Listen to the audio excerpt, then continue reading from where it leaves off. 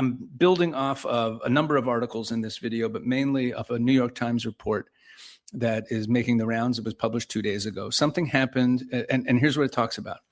It talks about May. Something happened in May that didn't make too many headlines, but it's one of the most important turning points in the war, one of the most important developments to come out of the war. The Trump administration at the time, you'll remember, launched what they called Project Freedom, which was a mission to escort commercial shipping through the Strait of Hormuz, but it collapsed immediately. It basically didn't happen, and that was because Saudi Arabia refused to let U.S. forces use their airspace. So you have an ally, a purported ally of the United States or a protectorate of the United States in the middle of a war saying no to the president of the United States. So Trump called Crown Prince Mohammed bin Salman, MBS, 3 days in a row. This is all in the New York Times piece. Vance called him, Witkoff called him, Kushner called him. The Saudis held their ground. And I want to walk through what's been going on between Washington and Saudi Arabia, why the Saudis are hedging, what China is doing to take advantage of it, and why, believe it or not, all of this may be making Israel more important to America, not less. So let's set the scene. Iran effectively closes the Strait of Hormuz early in the war. Okay, let's just review the details. 20% of the world's energy passed through that strait. The U.S. tries to organize an escort mission, naval and air power, to protect commercial shipping during the ceasefire. Central Command didn't even consult with the Saudis in advance. And then when the Saudi officials found out, they said American forces could not use their airspace for it. The fear in Saudi Arabia was that letting the U.S. operate from their soil would drag them deeper into the war and make them a bigger target for Iranian retaliation. Quoted in this piece is a guy named Hussein Ibish. He's a scholar from the Arab Gulf States Institute, and he had a great line. He said, America starts a big fight, then gets bored and walks away. It's like Lucy and the football. They're all feeling like Charlie Brown on the ground. It's a great quote. He's describing how a longtime American ally, Saudi Arabia, now sees the U.S. As an unreliable country that keeps setting up the field goal and putting away and pulling it, then pulling the ball away. And this isn't the first time. If you go back to 2019, Iranian drones and missiles attacked Saudi oil facilities at Ab Qaik and Kurais. They knocked out about half of Saudi oil production overnight. Trump did not retaliate. The Saudis were bitter over that. I'm not arguing that Trump should have. I'm just saying this is what happened. So when the current war started, they were already like looking a little sideways at Trump, like, is he going to follow through? And what's remarkable is what happened right after the ceasefire took hold. Iranian missiles had already attacked Saudi Arabian energy installations. They'd attacked the U.S. embassy in Riyadh. Saudi Arabia was getting pummeled by Iran. The Saudis called this an existential threat. They expelled Iran's military attaché. You'd think that was like, they were totally hardline, want nothing ever to do with the Iranians again, mortal enemy. Instead, on the very morning after the ceasefire, when Iran's foreign minister tried to call all the Gulf states and try to start patching things up, Kuwait, Bahrain, Qatar, and the UAE, none of them were willing to talk to the Iranian foreign minister, but the Saudis did. The Saudis were willing to talk to him, and they got the lines of communication open again between Saudi Arabia and Iran. One tiny flaw ruins most grounding shoes. That the Saudis were abandoning the U.S. position. They're doing what they're actually doing is what they always do. If you followed my channel on what I do in the Israel 365 News channel, please make sure you go over there and check out what we're doing. Good stuff. We've been putting up some good interviews, so check that out. Israel 365 News YouTube channel. There's links in the description of the video. But if you've been actually following my coverage of Saudi Arabia as they come up in the news over the course of the last year or so, I always point out that the Saudis are the ultimate hedgers. They play every side simultaneously. This is what they always do. Okay, this is their game, playing all sides, hedging their bets, making sure that they're sort of allies with everybody. So MBS, the Crown Prince, reportedly warned Trump about the risks of this war before it started. And then according to people briefed by U.S. officials, he later pushed Trump to finish the job and take the regime down, which of course, he denies. But that was also reported in the New York Times. And then as the war dragged on, he pivoted again toward pushing for a settlement. So even within this war, he's seemingly changed sides a few times or hedged. They're always looking which way the wind is blowing. At the same time, Saudi Arabia and the UAE reportedly carried out secret retaliatory strikes against Iran during the war, but MBS was apparently reportedly less enthusiastic about that than the Emiratis. That's not surprising. Analysts who study this closely are now describing it as a kind of doctrine, meaning this hedging. It's not just that they're, wishy-washy or flip-flopping, but this is their doctrine. There's another piece that I drew off for this video from the National Interest.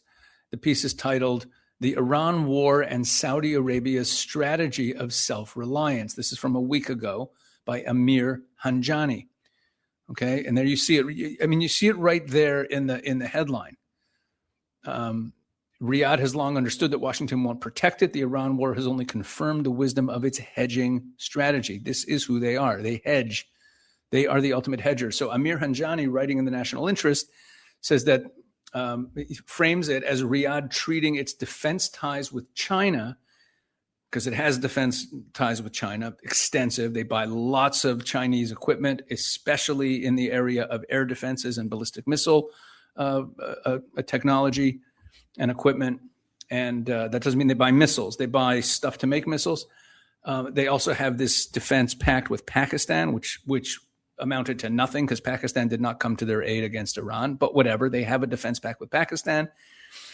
So you see, and they also have the relationship with America, right? So this is Saudi Arabia. These are all pieces of their broader strategy of how they envision self-reliance, that they have their fingers in every pot. Okay, meaning they're, to use the words of Hanjani, they're sustaining their ties with the United States while hedging against the limits of those ties. That's the whole Saudi posture in one line. Keep Washington close enough to matter, but never close enough to depend on entirely.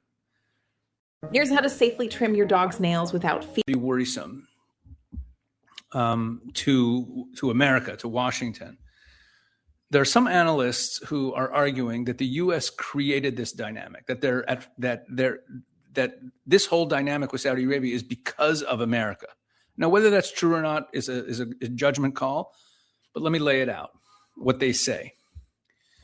By refusing to give the Saudis a binding security guarantee, by restricting missile sales to the Saudis, as they have, and by tying any Saudi-Israel normalization to a peace process that the Gaza war made politically impossible for the Saudis. Remember, the Saudis have a very fundamentalist, very religious Sunni population that normalizing with Israel, we think of it as like, oh yeah, the Saudis, they could do it if they want to. It's really not so simple with their people.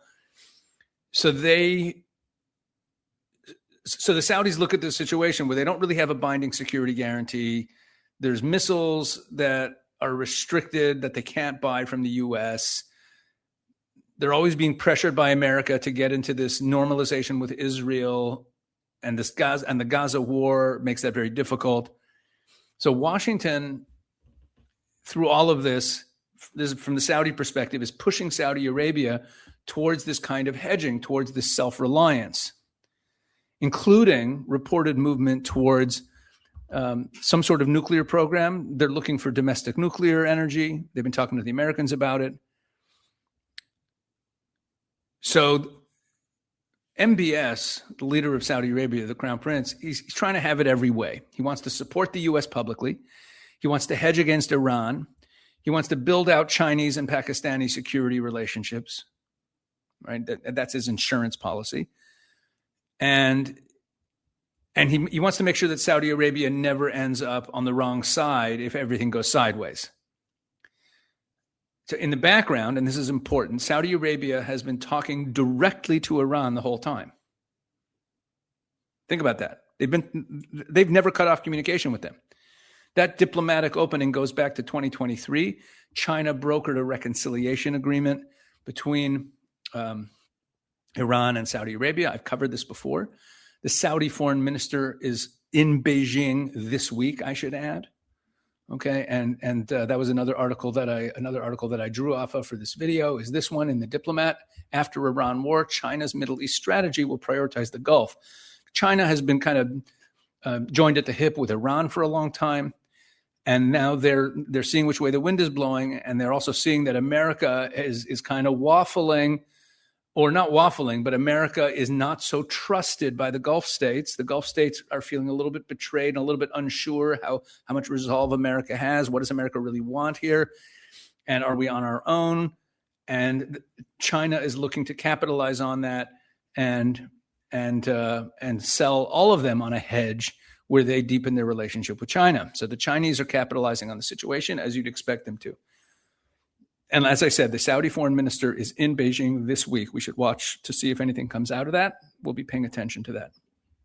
Meanwhile, the Saudis are negotiating overland routes and Red Sea infrastructure to bypass the Hormuz Strait entirely. They're looking for other ways, more permanent workarounds, because whatever, they don't want to rely on the Hormuz Strait remaining open.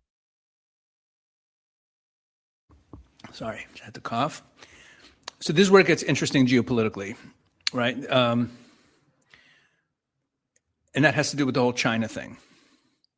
So this report in the Diplomat lays out China's calculation clearly. I'm going to dig a little deeper on it now. So Beijing's Middle East strategy, as they're watching this war unfold, has narrowed down to one overriding goal. Excuse me. Boy, a little sneezing and coughing today. They want to keep Saudi Arabia and the UAE from drifting entirely into the American orbit. Now, China has already lost ground with the UAE on that front. The UAE saw American systems intercept hundreds of Iranian missiles and drones aimed at its territory, and they kind of liked what they saw. And so the UAE is much more comfortable with the American orbit.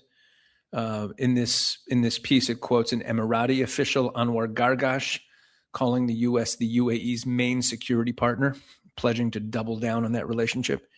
But Saudi Arabia is the tougher nut to crack.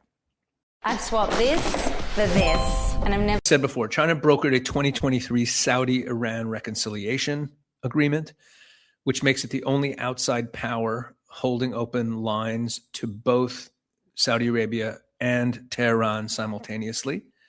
No one else has that type of leverage. No one else has those relationships. And China's not offering Saudi Arabia a military alliance. China doesn't do those really. What it's offering is a hedge, is the diplomatic cover, economic relationships. And also the sense and the optics that Saudi Arabia is not fully in Washington's camp, and therefore that gives them a little bit of leverage with the Americans. So the one framing, one way to put this is that the post-war Middle East increasingly looks like Iran is bound to China, as they always have been. Israel is, of course, aligned fully with Washington, as they always have been. And the Gulf states are now all caught in between. And the Chinese see their whole task as keeping Saudi Arabia and the UAE, which they may or may not be failing at, but keeping Saudi Arabia and the UAE from crossing over to the US side completely. That's what they're trying to do. Now, here's another part that I think a lot of the coverage of this would miss.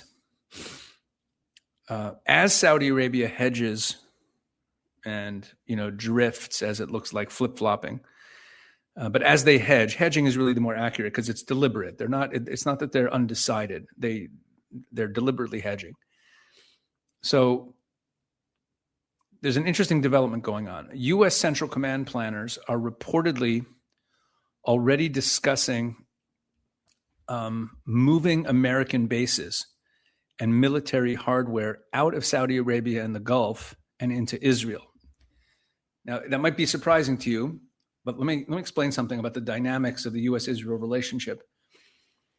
While at the level of the media and the electorate, yes, there are concerns. We're like, oh my gosh, there's a lot of Americans who are turning against Israel, and there's all this anti-Israel sentiment on both the left and the right, yada, yada, yada. But at the level of the defense establishment, the Pentagon, Central Command, fully on board with the U.S.-Israel relationship. They know, because they're out there in the field, they're in the intelligence sharing and the defense and security issues, and they know that the only reliable partner they have is Israel. And at that level, it's not even ideological. It's not like Christian Zionism. It is, they get it, that that's their real partner. So Central Command is looking to move American assets out of Saudi Arabia and the Gulf and into Israel.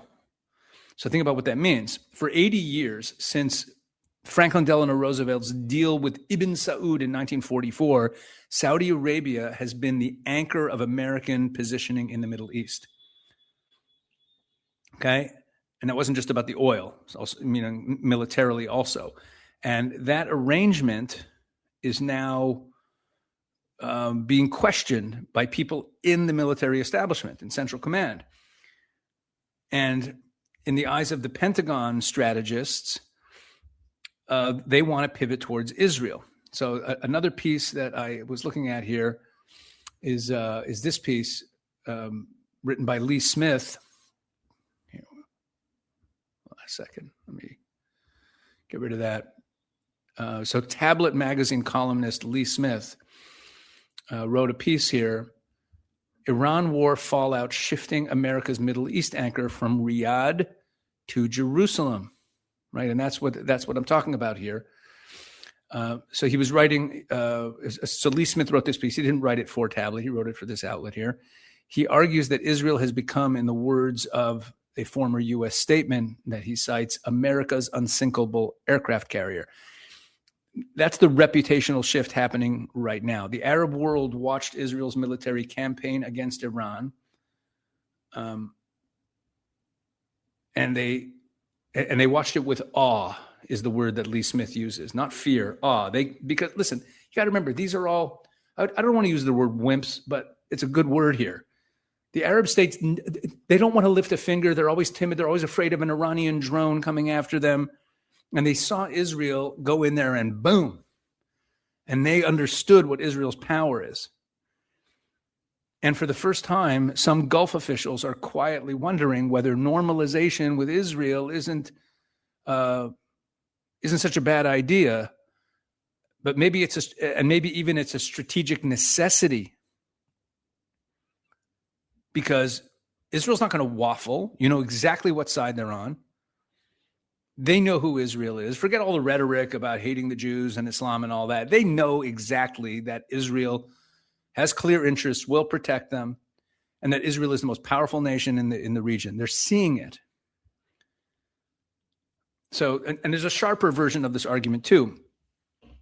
There are some analysts who are pointing out how strange the Saudi position is, right? Iran attacks Saudi territory directly, repeatedly, right, during this war. And Israel, in nearly 80 years of existence, has never attacked them. Like everyone thought, oh, Israel, these countries know that Israel's not going to attack them and never has and never will. And yet the Saudis have shown more willingness to accommodate Iran, the country that bombed it, than Israel, the country that hasn't and never will. So if Saudi Arabia were playing pure realpolitik, closer ties with Israel, access to their defense technology, deeper security cooperation would be the obvious move. Instead, it's the opposite. Now, I want to be careful here because I've said this before and I've gotten burned by events. This isn't the first time that people have declared this, that Saudi-Israel normalization is in the offing. October 7th blew up a deal that was reportedly days away by some accounts. So don't take this as a prediction. Take it as a data point. Unreliability from Riyadh, contrasted against Israel's performance in this war, is pushing American strategic thinking toward Jerusalem, whether or not the politics of the region catch up. There's a warning in all of this too, and I don't want to skip past it. As Israel's profile as America's most important ally grows, so does the target on its back. And there's real concern, and it's laid out well by Lee Smith. There's my grandson. That as the U.S. leans more on Israel militarily, the anti-Semitic conspiracy theories about who dragged America into war will get louder. And that's happening both on the left and on the right. Now, the actual reason the U.S. went to war wasn't to do Israel a favor. It was the nuclear program. It was Iran's destabilizing actions in Hormuz that they talked about already in the defense strategy document.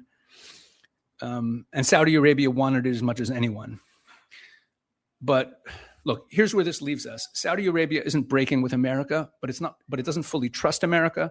It's hedging towards China, towards Iran, toward its own new infrastructure for overland shipping routes, and maybe even towards its own nuclear program down the road.